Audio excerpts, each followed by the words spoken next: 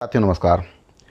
अनुकंपा नियुक्ति को लेकर बिलासपुर हाईकोर्ट के द्वारा एक बहुत ही महत्वपूर्ण फैसला दिया गया है और इस फैसले से जो आश्रित परिवार के सदस्य हैं उनको काफ़ी राहत मिली है। तो क्या कुछ फैसला दिया गया है, कौन याचिकाकर्ता हैं, इसके बारे में आपको पूरी जानकारी इस वीडियो के माध्यम से देने वाला हूं। जानकारी में आगे बढ़ने से पहले आपसे निवेदन है कि अगर पहली बार हमारे चैनल पर आए हैं तो इसी प्रकार की महत्वपूर्ण जानकारियां पाने के लिए हमारे चैनल को सब्सक्राइब जरूर करें। तो साथियों, ये पूरा मामला आपका शिक्षाकर्मी से जुड़ा हुआ है। जो चमनलाल वर्मा जी हैं, वे पंचायत विभाग में शिक्षाकर्मी के पद पर काम कर रहे थे और 15 अक्टूबर 2015 को उनका निधन हो गया था। इसके बाद उनके पुत्र राकेश कुमार वर्मा जी के द्वारा 23 सितंबर 2016 को विभाग में अनुकंपा नियुक्ति को लेकर आवेदन किया गया था, जिसके बाद विभाग के द्वारा उनके आवेदन को यह कहते हुए अस्वीकार कर दिया था कि जो आवेदक हैं उनके पास निर्धारित शैक्षणिक योग्यता नहीं है, यानी कि बीएड, डीएड और जो टीईटी की आवश्यकता होती है वह उनके पास नहीं है। तो विभाग के द्वारा ये कहते हुए उनके आवेदन को अमान्य कर दिया गया था, जिसके बाद उनके द्वारा हाईकोर्ट में याचिका दायर की गई और हाईकोर्ट ने अब फैसला उनके पक्ष में सुनाया है। तो साथियों, जो पूरा मामला है आपका शिक्षाकर्मी संवर्ग से जुड़ा हुआ है, पंचायत विभाग के शिक्षाकर्मी थे।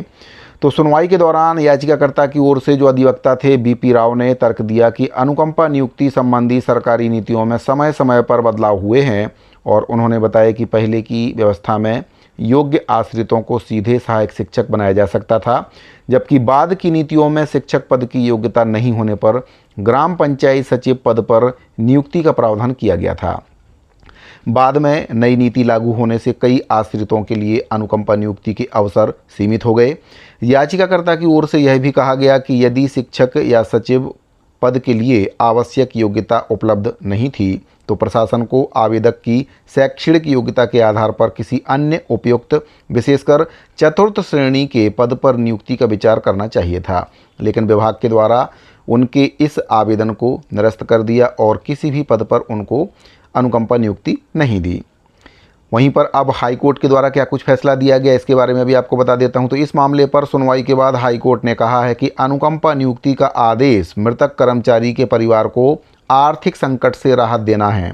ऐसे में केवल शिक्षक पद की योग्यता नहीं होने के आधार पर आवेदन खारिज करना न्याय संगत नहीं है।